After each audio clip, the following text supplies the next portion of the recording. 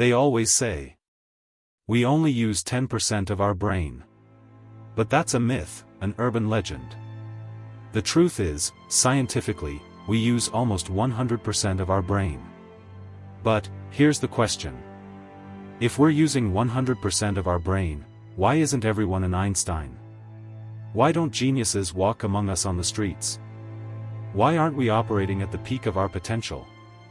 This video is exactly about answering that. Part 1. What does using 100% of your brain really mean? First, let's clear this up. Using 100% of your brain doesn't mean every single brain cell is active at the same time. That's physically impossible. If it were, we'd probably have seizures. Our brain is like an orchestra. Each part has its own role and activates when needed. Listening to music lights up one area, solving a problem activates another. But by the end of the day, almost all parts of the brain have been active. So yes, we do use 100% of our brain. But that doesn't mean we're using it at maximum potential or genius level. Think of it like this. You can walk and run. That means you're using all your muscles. But that doesn't make you an Olympic athlete.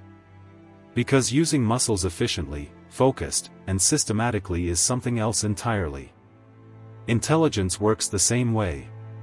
Part 2. Why didn't evolution make us super intelligent? Now the question arises. If all parts of the brain are active, why isn't our intelligence higher? Answer: evolution rewards survival, not intelligence. Intelligence is just a tool for survival. If you can read your environment, sense danger, and make some plans, evolution considers that enough. Being smart enough is usually more than enough. But being super intelligent? That doesn't really matter for survival. You don't have to be Einstein to survive. Example. Think about a lion.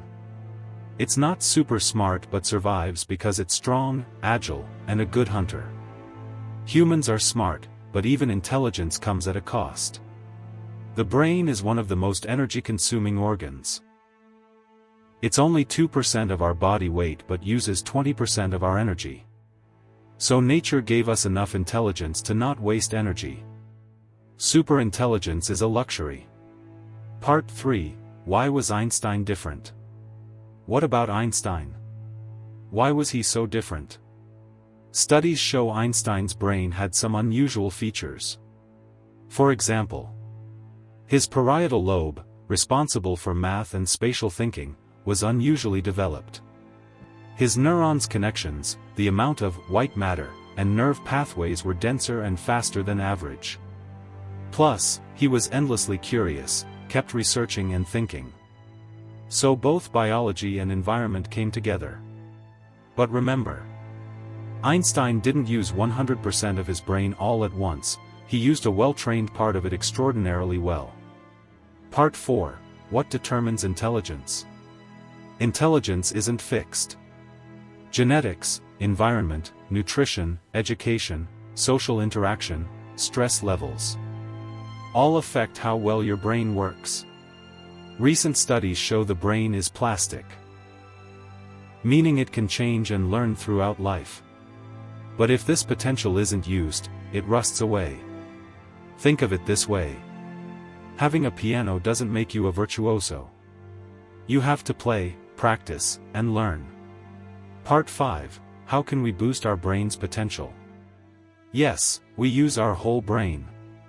But not everyone uses it with the same efficiency.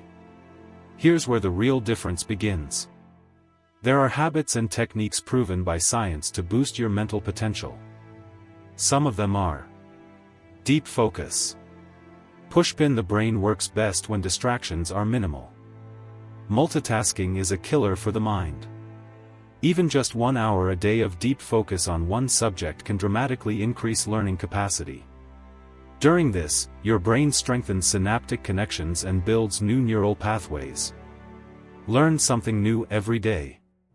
Pushpin: the brain is like a muscle. The more diverse skills you train, the more it grows. Learning a new language, playing an instrument, chess or strategy games, coding. They all activate different brain areas. Regular sleep. Pushpin: the brain repairs itself during sleep and transfers info to long-term memory. Sleep equals mental upgrade. REM sleep especially sparks creativity. Lack of sleep temporarily lowers IQ. Exercise and movement. Pushpin: physical activity changes brain chemistry. It releases endorphins, dopamine, and BDNF, brain-derived neurotrophic factor. Running, swimming, dancing, they speed up learning. Studies show exercise can improve memory by up to 30%. Meditation and breathing techniques. Pushpin: research from Stanford and Harvard. 10 minutes of daily meditation thickens the prefrontal cortex, decision-making center. It reduces stress and improves mental clarity. Mindful awareness helps the brain filter out noise. Part 6, Your Brain, Your Universe. We use 100% of our brain. But how we use it, what we learn, and what we focus on changes everything. Genius isn't a gift you're born with. Many scientists and artists reached great heights by training their minds for years. And maybe most importantly, they all started with ordinary curiosity. What part of your brain did you challenge today? When was the last time you truly put effort into understanding something? You might not be a genius, but escaping ordinariness is in your hands. Even Einstein started somewhere. Maybe your journey starts today.